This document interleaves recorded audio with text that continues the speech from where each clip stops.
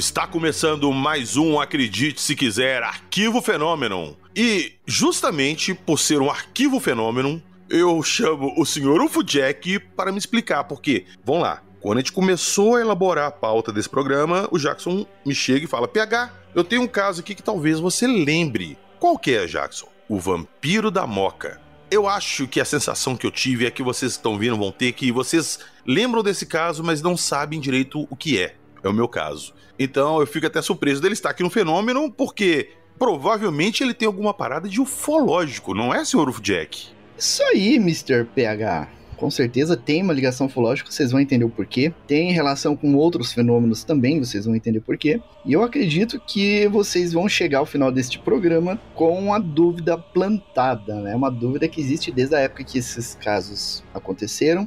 E o mistério não vai ser solucionado aqui, mas vocês vão conhecer todos os detalhes e vocês vão ficar intrigados por este caso, assim como ficaram com outros casos famosos aí que a gente vai falar aqui no podcast aí no futuro. Beleza, então. Então vambora pra vinheta que eu quero saber dessa história.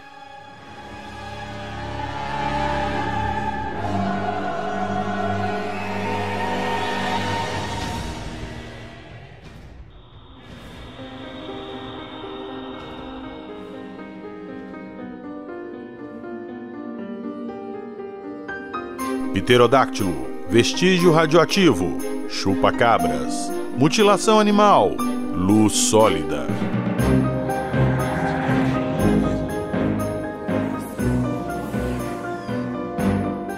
Acredite se quiser.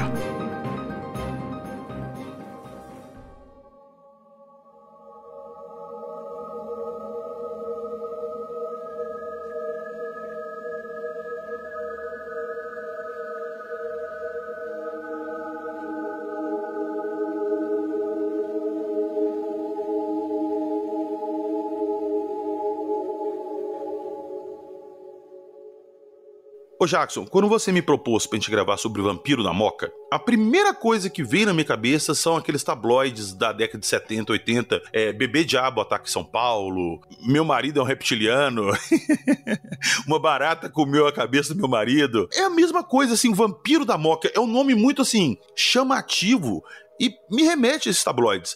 Eu tô errado ou tem alguma coisa nisso? Olha, você está certo, né? Esse nome que surgiu lá no local onde os casos aconteceram, realmente tem um tempero de tabloide ali, né? Mas são fatos reais que realmente aconteceram, foram documentados, movimentaram a população inteira do local lá onde esses fatos aconteceram. Inclusive, lá no Portal Fenômeno tem as fotos das reportagens de jornal, as fotos das vítimas, tem tudo lá. Vítimas? Vítimas. Humanas? Mais precisamente, vou tirar o número correto aqui, 182 vítimas documentadas. Peraí, vítima que você fala, humana, gente ou animal? Eu vou deixar um mistério para que você e todos os ouvintes acompanhem aí e vão se assustando, né, com o que vai acontecendo aí. Ai.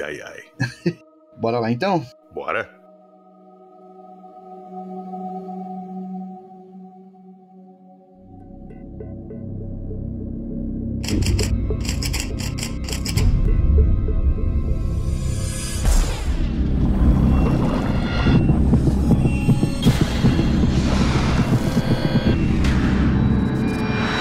Você está ouvindo o Arquivo Fenômeno.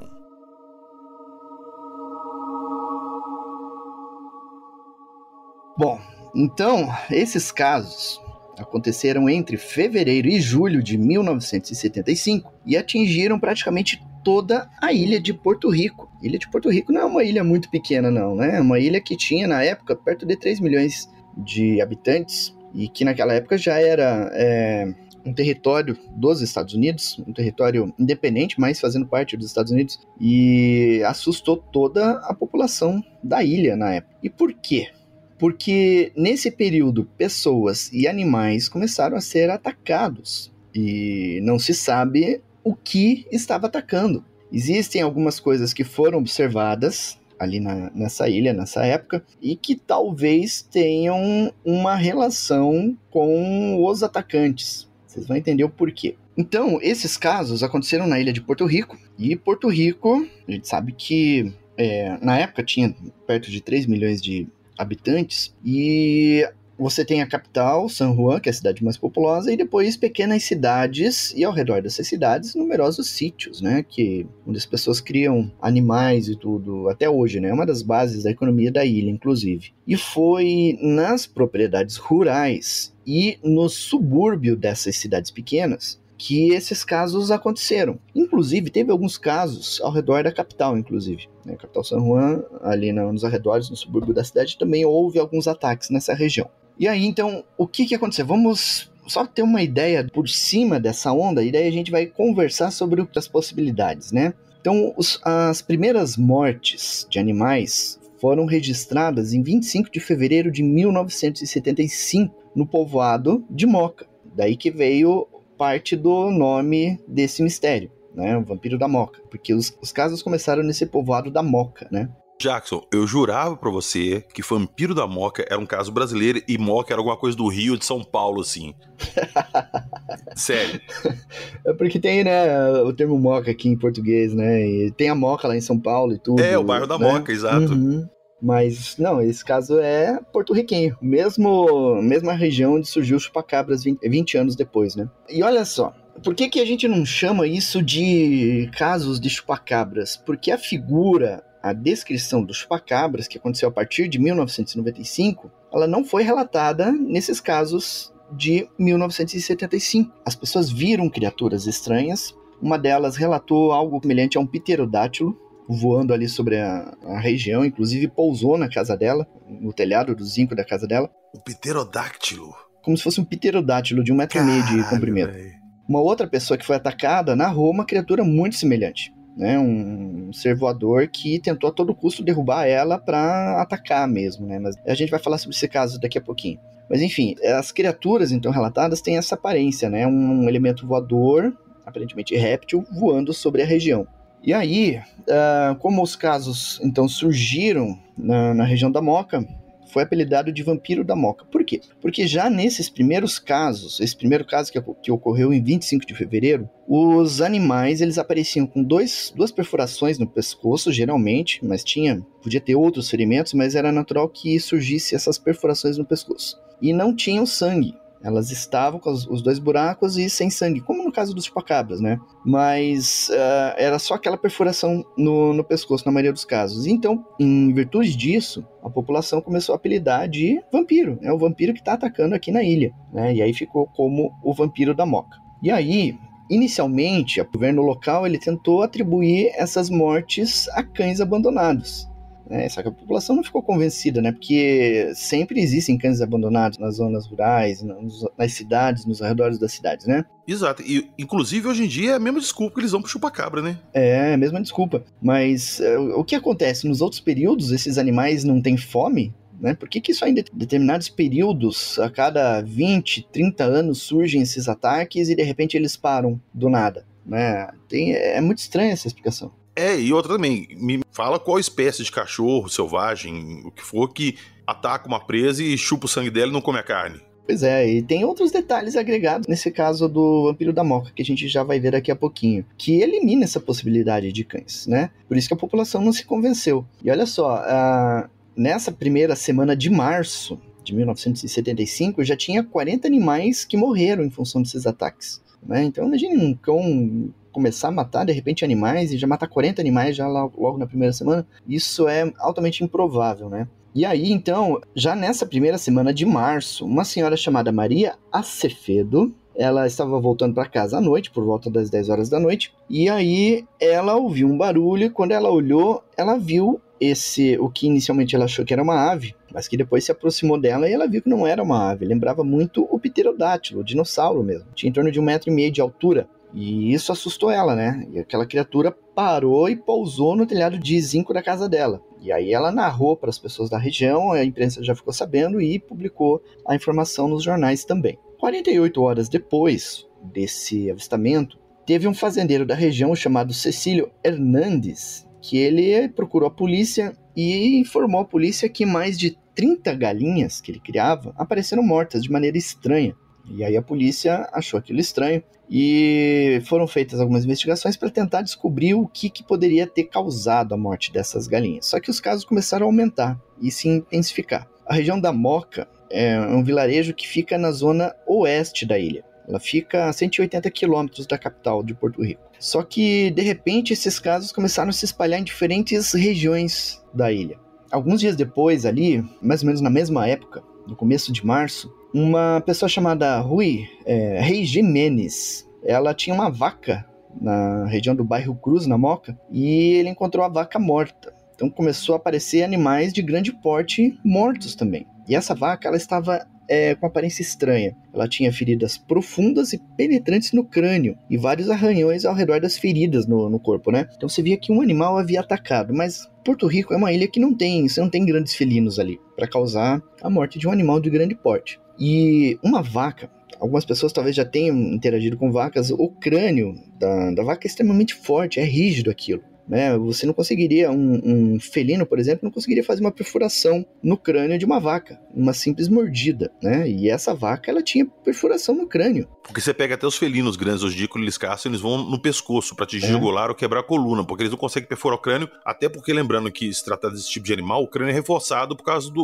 das frequentes impactos de cabeça com cabeça ali, lembrando que os maços têm chifre, então é uma região reforçada, né? Pois é bem reforçado. Isso foi no dia 7 de março. Dia 12 de março, o Luiz Torres, um morador lá da região, ele estava acompanhado do filho e da filha dele, à noite, e aí eles viram uma luz muito forte, um farol muito forte, girando no céu, nos arredores da cidade de Moca, e esse objeto luminoso começou a sobrevoar os locais onde depois os animais foram encontrados mortos. Então, aí surgiu a ligação com o fenômeno ufológico, foram os primeiros avistamentos relatados. E aí, 3 dias depois, em 15 de março, um senhor chamado Dom Cecílio Hernandes, ele tinha 65 anos na época, ele perdeu 35 galinhas. Então imagine, você acorda e você vê seus animais mortos. Isso começou a assustar as pessoas. E principalmente assustar por quê? Porque as pessoas moravam na casa, né, na casa delas, e os animais ficavam ali no quintal, ou se era um sítio, não ficava longe, eles ficavam guardados num aprisco, num galinheiro, alguma coisa assim, um espaço fechado durante a noite, e é ali que os animais estavam aparecendo mortos, a poucos metros do quarto onde as pessoas dormiam. Olha só, você falou isso aí agora, e eu vou dar um exemplo de quando eu era mais novo, eu ia muito pra sítio, chácara, fazenda de amigo. Geralmente, nesse lugar assim, eu já cheguei lá e a gente tava conversando à noite na casa assim, tu escuta aquele barulheiro no galinheiro, corre lá, era um gato do mato, era uma raposa, e tipo assim, atacava o galinheiro e as outras galinhas acordavam e faziam um escândalo. Então, de longe a gente escutava. Sim. E geralmente pegava 1 ou 2. Como é que algum bicho mata 35 galinhas e ninguém escuta um pio? Pois é. E esse é um fenômeno muito semelhante ao que ocorria no caso dos chupacabras. A pessoa deixava as ovelhas dormindo ali no espaço ao lado do quarto onde eles estavam dormindo, né? Obviamente do lado de fora. E de manhã as ovelhas estavam mortas. E ele dormindo ali do lado não via nada, né? Então é algo muito estranho envolvendo esses casos aí, né?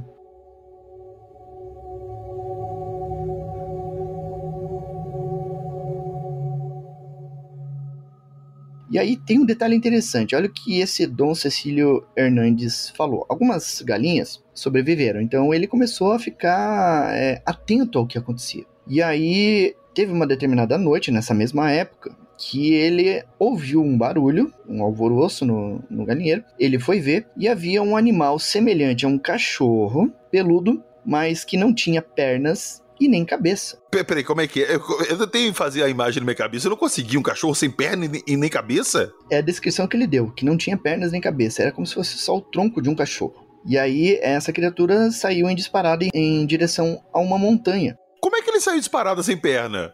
Essa é a questão. Como era noite, eu acredito que por ser noite, ele não conseguiu ver, né, por falta de luz e tudo, então ele acabou não vendo detalhes em termos de pernas e tudo, né? Isso pareceu a história da mula sem cabeça, que solta fogo pelas ventas, mas ela não tem cabeça. É verdade. Mas eu acredito que, pense assim, né? Imagine que esse cachorro tenha o corpo, o tórax, de uma pelagem bem mais clara, e a parte do rosto e das pernas com uma pelagem escura. Sim, aí no escuro ele não viu. À noite dele acaba não vendo, né? Então é possível que ele não tenha visto o corpo inteiro dessa criatura. Só que ele foi enfático ao falar que ele nunca tinha visto um animal semelhante àquele que tinha atacado o galinheiro ali. Aí isso remete também aos fenômenos ocorridos no rancho Skinwalker, né? Criaturas estranhas que vão atacando as criações lá do rancho, né? Ô Jackson, me permite só fazer um pequeno intervalo aqui. Por que esses casos do Vampiro da Moca são diferentes do Chupacabra? Por que o Vampiro da Moca não é tratado como o início do Chupacabra? Algumas pessoas colocam ele como início do Chupacabras, né? Inclusive eu coloquei o artigo sobre o caso do Vampiro da Moca dentro da seção do Chupacabras, porque existe essa relação de verdade. Só que existem alguns detalhes adicionais que a gente já vai comentar que diferenciam do fenômeno Chupacabras como a gente conhece. E no caso do Chupacabras, nós temos muitas testemunhas que viram a criatura nos locais de ataque, ou atacando criaturas, ou simplesmente passando onde os animais ficaram mortos. Tem as pegadas, tem uma série de elementos ali que remetem aos chupacabras. No caso do Vampiro da Moca, a única criatura estranha, as duas únicas estranhas que foram vistas, foi esse animal aí, que a gente viu agora no relato do Dom Cecílio, e o caso da Maria Cefero, que descreveu uma espécie de pterodátilo, né, voando sobre a região. Então não é muito semelhante a um chupacabras. Mas esse detalhe das mortes ali, sem o sangue, com o ferimento, o silêncio no ataque, isso remete aos chupacabras. Então fica o mistério realmente, né? O que seria esse predador que atacou ali? Por isso que eu falei, a gente não vai conseguir esclarecer isso. Mas a gente vai apresentar os fatos. E aí os nossos ouvintes acreditam se quiser. Exatamente. E só uma perguntinha, pra mim ter uma ideia assim do padrão. Todos os animais atacados, eles tinham as perfurações no pescoço e não tinham sangue no corpo, ou o sangue estava lá? Não tinha sangue. Inclusive, aí que entra um detalhe interessante. Inclusive, nesse caso que eu vou narrar agora. Eu vou narrar esse caso, daí eu já cito esse detalhe intrigante que foi verificado em praticamente todos os casos. Na região da Moca, no bairro Pueblo, morava o senhor Héctor Vega. Ele morava na periferia do bairro e ali ele criava cabras em um pequeno sítio que ele tinha. Então, em 18 de março, ele encontrou duas dessas cabras mortas, com 2 furos no pescoço e sem qualquer vestígio de sangue. No dia seguinte, ele descobriu, para surpresa dele, que o incidente havia acontecido novamente, só que desta vez havia 10 cabras mortas, 7 feridas e outras 10 haviam desaparecido. E outras pessoas da região começaram a relatar coisas semelhantes. Então ele começou a ouvir dos moradores locais que também tinham perdido animais, ou sendo mortos ou desaparecidos. Aí, nesse ponto da história, o governo de Porto Rico já estava atento e tentando acalmar a população e mitigar os efeitos. Então, eles colocaram já alguns investigadores para tentar descobrir o que estava acontecendo. E a imprensa também. A imprensa começou a cobrar a ação das autoridades no sentido de resolver um mistério, prender ou matar o que quer que estivesse atacando as criações. E aí apareceu um tal de Luiz Urbina, que era instrutor de radiologia da Defesa Civil. Ele foi citado pela imprensa local da época como tendo declarado que ele descobriu radioatividade nos locais de ataque e nos corpos encontrados. E essa questão de radiação nos corpos é encontrada em casos de mutilação associadas a OVNIs. No caso de chupacabras isso não aparece. É porque no início você citou que tinham sido visto luzes e tal, agora a radiação liga muito com alguma coisa ufológica. Pois é, e aí fica esse fenômeno fica caminhando nos dois, né, nos dois extremos, fenômeno ufológico e chupacabras, né. No caso do chupacabras, o que acontece? Quando um carrapato pica um animal, ele começa a sugar o sangue, ele, para ter o máximo possível de nutriente, ele começa a sugar e reter a parte sólida do sangue e liberar o plasma, constantemente. Então ele só suga a parte sólida do sangue, ele não suga o sangue todo e vai embora. Chupacabra era a mesma coisa, ele sugava a parte sólida e ficava só o plasma. Nesses casos, ele sugava o sangue todo ou tinha essa separação também? Não era detectado sangue. O sangue não era detectado. Fluido corpóreo, 0.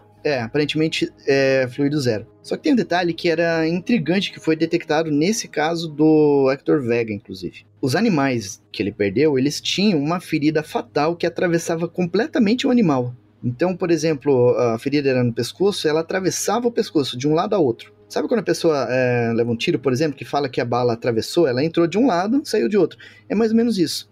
Seja lá o que for que causou esse ferimento, atravessou o pescoço das ovelhas. Aí você descarta uma mordida, né? Descarta uma mordida. Só que é intrigante porque quando existe essa perfuração nesses animais ali associados a esse fenômeno, qualquer órgão interno que fosse atravessado por esse ferimento, ele era destruído. Por exemplo, vamos supor assim, encontrou lá uma vaca com uma perfuração assim na direção do coração. O coração, ele ficava destroçado lá dentro. E aonde esse ferimento passava, ele era rapidamente cauterizado. Então não havia vazamento de sangue, entendeu? E outra, é como se você pegasse um cano e você fizesse a perfuração com aquele cano. E todo aquele conteúdo que ficasse dentro do cano, ele era retirado, ele era aspirado, sugado, alguma coisa assim. Ele não era encontrado, sabe? Então ficava o buraco lá de 2,5 centímetros. O conteúdo daquele buraco original, ele desaparecia. É como se fizesse um recorte daquele conteúdo ali.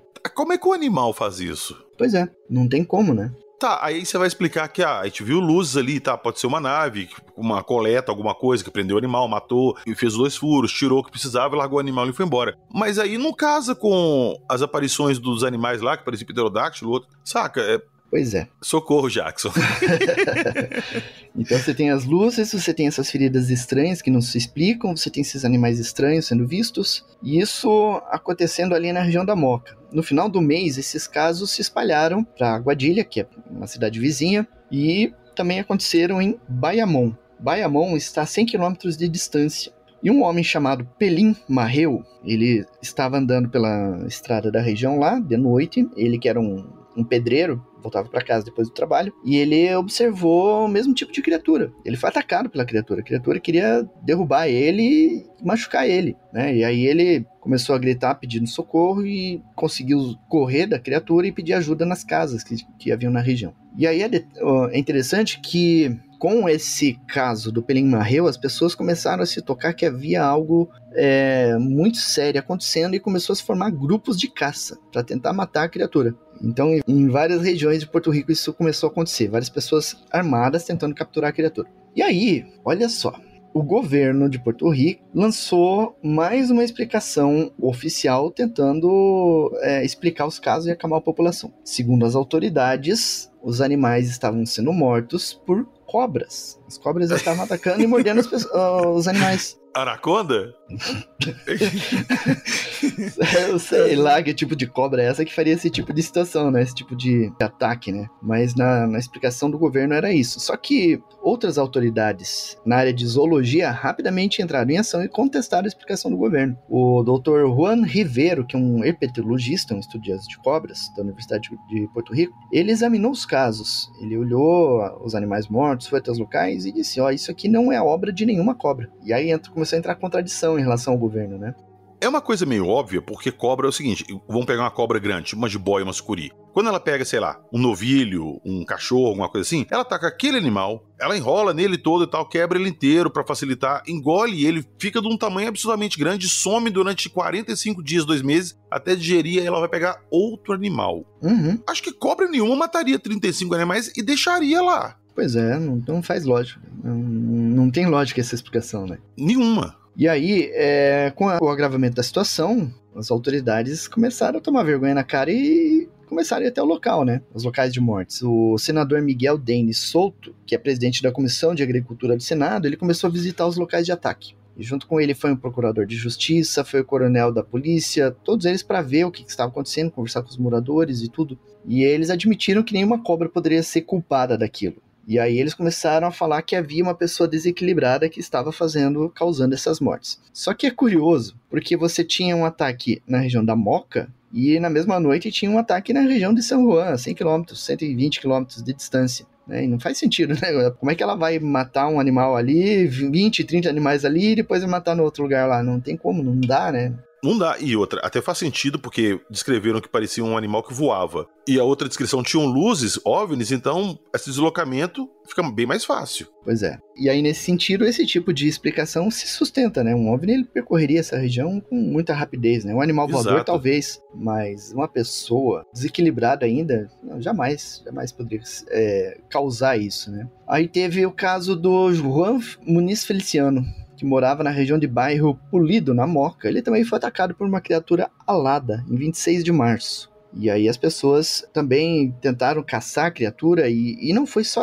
o Juan Muniz que viu essa criatura. a Olga, a Iris Rivera e a Bárbara Pantoja, eles viram o mesmo tipo de criatura na mesma noite, passando sobre a região. Então são testemunhas que confirmaram o que a pessoa tinha falado, né, sobre essa estranha criatura. E aí, no mês de abril, ocorreu o caso mais intrigante de todos. No dia 5 de abril, nessa região aí de San Juan, que é a capital, tem uma região lá chamada Los Angeles, que fica no bairro Carolina, na periferia da capital, San Juan. E aí, ali morava Buenaventura Belo, um senhor que tinha gansos ali no pequeno sítio que ele tinha. Então, toda noite ele ia alimentar os gansos, recolhia os gansos e tal, e no dia seguinte ele ia ver os gansos, e era a paixão dele. Então, todo dia ele fazendo isso. E sempre ia com ele as cadelas de estimação que ele criava também. Então, ajudavam o trabalho dele de cuidar e tudo. Até que, na noite de 5 de abril, ele alimentou as aves e tudo, foi dormir. No dia seguinte, ele voltou para ver e descobriu que 10 gansos e 3 galinhas estavam mortas, espalhadas, formando um círculo.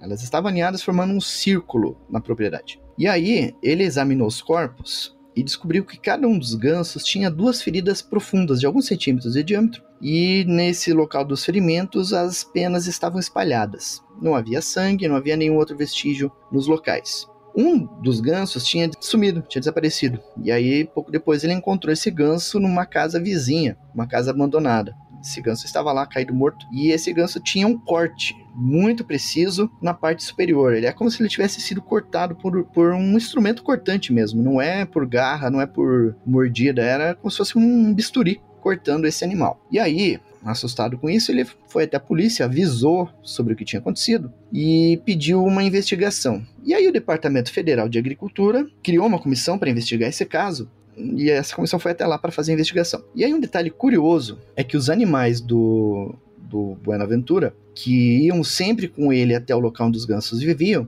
agora estavam extremamente arredios, e mesmo quando as pessoas forçavam eles a entrar nesse local, eles se recusavam e não entravam. Então tinha alguma coisa muito estranha assustando esses cachorros a ponto de eles não quererem entrar nesse local. Outra coisa, o Belo, ele morava muito perto de onde os gansos morreram, e a janela do quarto era de frente para onde os gansos ficavam, e ele não ouviu nada de noite. É o mesmo padrão de ataque dos chupacabras, né? Mas aí você tem os animais dispostos em círculo e tem algumas estranhezas aí que aconteceram depois. E aí, então, a comissão que foi fazer a investigação, o que eles descobriram? Que cada ave tinha 2 ferimentos de 2,5 centímetros de profundidade por meio centímetro de diâmetro. Na parte interna, aonde esse ferimento tocava nos órgãos, os órgãos estavam destruídos. E todo o ferimento estava cauterizado. Alguma coisa muito quente, ou talvez um produto químico, cauterizou aquilo para que não houvesse, talvez, vazamento de fluido ou sangue, alguma coisa assim. Ou uma luz sólida. Ou uma luz sólida, né? Causando esse fenômeno. Velho. E aí, essa comissão de agricultura, em dado momento, eles pararam o trabalho e foram se retirando e falaram, uma equipe especial de San Juan vai assumir o caso. San Juan é a capital, né? Aí veio essa equipe.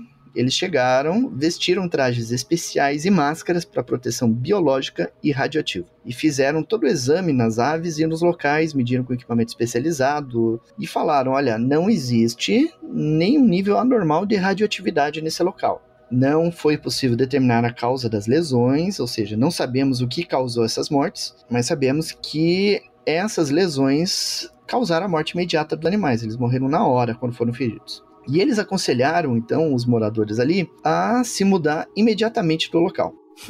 Tipo assim, se vira e some daqui porque a gente não pode te ajudar. Não tem radiação, não tem nada de ruim aqui, mas se muda daqui. Algo mais ou menos assim. E aí, veio uma outra equipe recolher os corpos e o dono lá dos animais falou, não, eu não vou me mudar, eu vou continuar aqui. Só que daí aconteceu mais algumas coisas estranhas. 3 dias depois, em 8 de abril, o Belo estava trabalhando na cozinha. E aí, de repente, começou um barulho muito alto e muito penetrante em toda a região. Ele olhou lá para fora, ele não conseguiu ver de onde estava ouvindo esse barulho, e ele só percebeu que, assim que começou o barulho, as cadelas que ele tinha começaram a latir como se tivesse alguém dentro da casa. Eles ficaram desesperados latindo, como se tivesse alguém no meio da sala. Ele olhava e não tinha ninguém. E aí, depois o barulho parou, as cadelas voltaram ao normal, e ele não sabe explicar de onde veio esse barulho. Só que daí aconteceu algo estranho. De repente ele percebeu que havia um carro com homens à paisana de guarda na frente da residência dele. E ficaram lá várias semanas, parados lá, né, de guarda. E não respondiam o motivo de estarem lá, né, ele só percebeu que estavam lá. E aí, uma das cadelas que ele tinha, de repente, começou a mudar a sua forma de agir. Começou a se mostrar apática, com debilidade, apresentou anemia profunda e perda de apetite. Aí ele foi no veterinário, levou a cadela e o veterinário falou: olha, sua cadela está com estado avançado de câncer e eu aconselho você a sacrificar ela. E aí, então, sacrificou o animal e ele ficou assustado, né, com o que tinha acontecido com a cadela. Foi algo assim muito rápido, muito repentino. Questão de dias aparecer isso e ela ficar desse jeito. Então, depois disso, realmente ele resolveu se mudar do local, né? Tá acontecendo muita coisa estranha. Ô Jackson, no início eu te perguntei se você falou que tinham mais de 120 mortes. Eu perguntei se mortes de animais ou mortes humanas. Aí você falou assim, vamos descobrir. Teve alguma vítima humana? Não, vítima humana não. Mas houve essas pessoas que foram atacadas por uma criatura estranha e conseguiram fugir. Mas os animais, principalmente os menores, acabaram mortos. Principalmente cabras, né, que foram mortos. Mas também tem ovelhas, tem porcos, tem gatos, cachorros, todo tipo de animal que eles criavam lá acabou sendo vitimado.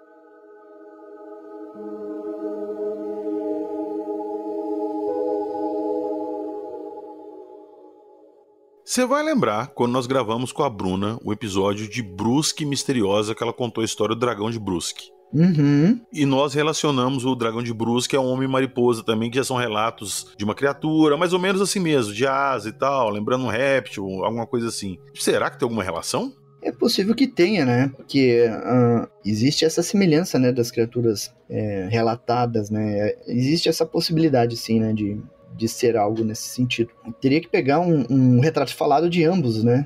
E fazer a comparação visual, assim, para ver os detalhes e tudo, e questão de comportamento e tudo, né? Fazer um estudo mais aprofundado nesse sentido. Pode ser que a gente está lidando ali com dois fenômenos isolados, juntos ali. Eu falo assim, um não tem relação com o outro, mas estão ali atuando no mesmo momento. Em conjunto. Em conjunto. Ou como, de repente, eles têm um modus operandi parecido, de repente, será, essas criaturas vêm nessas luzes, que são sondas, sei lá, e elas fazem um tipo de trabalho e a sonda faz um outro. Não sei, mas tipo assim, são da mesma turma, sacou? E existe essa teoria de que algumas naves, alguns aliens que fazem essas mutilações de gado, usem esse tipo de criatura como se fosse o nosso cachorro, né, que vai na frente para ver se tá tudo bem, para fazer uma caça, alguma coisa assim. E nesse caso eles usariam esse tipo de criatura, né? É uma possibilidade. Mas tem um outro detalhe.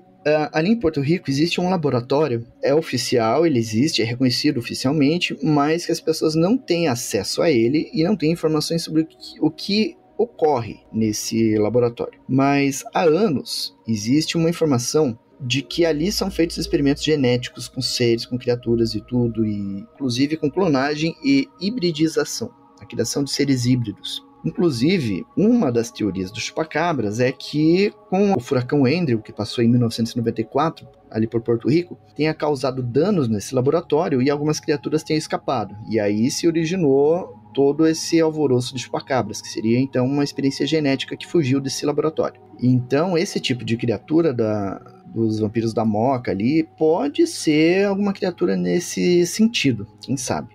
Isso explica as criaturas, mas não as luzes. Sim. Não explica as luzes. Agora, que criatura seria essa que teria essa capacidade de, pelos meios próprios dela, do corpo dela, fazer esse tipo de ferimento? Pois é. Cauterização, inclusive, né? Isso é muito estranho. A menos que seja um ser inteligente que tenha algum tipo de ácido, né? Porque alguns determinados ácidos podem fazer cauterização, né? Pode ser uma cauterização química, sim. Isso. Só que eu acho que não foi feito um exame nesse sentido para identificar que tipo de cauterização foi feito, né? Até pelos recursos da época e tudo, né? E até porque era um fenômeno novo, né? Com poucos ufólogos na ilha, acredito que eles não tiverem tempo de pensar nisso, né? E como é que essa onda terminou? E quando começou o chupacabra, alguém chegou a levantar a bola de o vampiro da Moca voltou? Sim.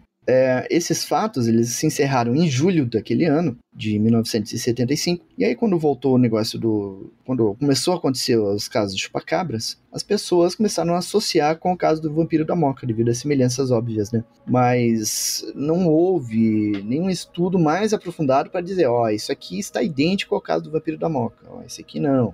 Aí você tem o relato das criaturas, né, diferentes que foram sendo vistas e aparecendo. Então, permanece um mistério, né? O que seriam essas criaturas, né? Tanto no caso do chupacabras, quanto no caso do vampiro da Moca. Pois é, ô Jackson, como você mesmo falou, eu não sei se a gente consegue chegar a alguma conclusão. Eu acho que a gente precisava pedir uma ajuda, hein? Pois é. Quem poderá nos ajudar? Who you gonna call? Aguardem que nós vamos pedir ajuda e ela vai chegar aqui em grande estilo. Vamos chamar o maior especialista no tema, hein? Sim, aguardem.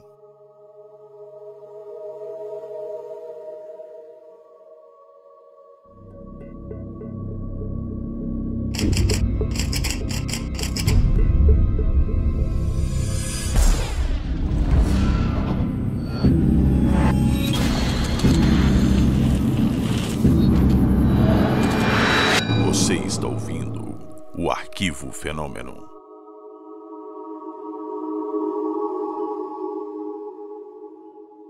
Nós começamos a cavar uma área gigantesca. Isso aí é um buraco negro dentro do buraco negro, né, Jackson? Pois é. Vocês vão ouvir mais pra frente, eu vou dar um spoiler pra vocês, que nós vamos começar a lançar episódios dentro desse tema, dessa temática nossa aí. Chupacabra, lobisomem, vampiro da Moca, tá tudo interligado. Então aguardem que nos próximos episódios essa história vai ter desdobramentos. Até lá, eu queria só fazer um breve disclaimer aqui, um breve agradecimento. Eu passo muita dificuldade para editar os episódios. Meu computador é um computador muito antigo. Pra vocês terem ideia, acho que vem de default nele, de fábrica, instalado o Show do Milhão do Silvio Santos. Então, é uma parada bem antiga. E eu perdi uma edição inteira de um programa que eu estava editando, perdi horas de edição e fui reclamar lá no grupo dos apoiadores. O pessoal deu a ideia de fazer uma vaquinha para trocar o computador, pegar um computador melhor.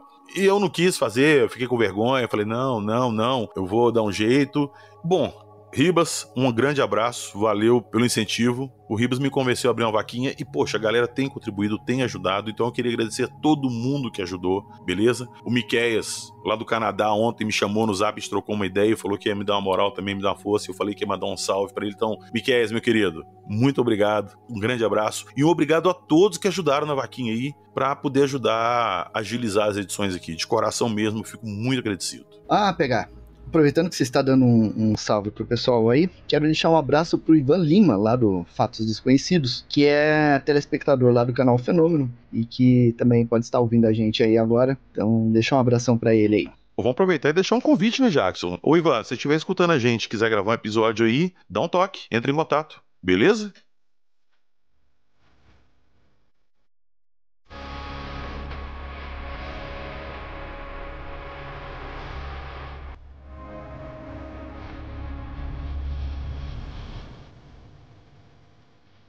Eu vou deixar na descrição do nosso episódio o link da vaquinha. Quem quiser colaborar e dar uma mãozinha lá, qualquer coisa já ajuda, beleza? E lá também tem o link do nosso Apoia-se. Quem quiser entrar lá para trocar uma ideia com a gente sobre esses assuntos, para participar lá do nosso grupo do WhatsApp, vai ser super bem-vindo. E lá também na descrição do episódio tem o link do Apoia-se do Fenômeno. Ajudem o Jackson a manter esse acervo, essa pesquisa gigantesca que ele faz. Manter isso tudo lá não é fácil. Valeu! Nos vemos na próxima semana e não se esqueçam, estamos começando a mexer nesse assunto e tem muita história interessante. Acredite, se quiser.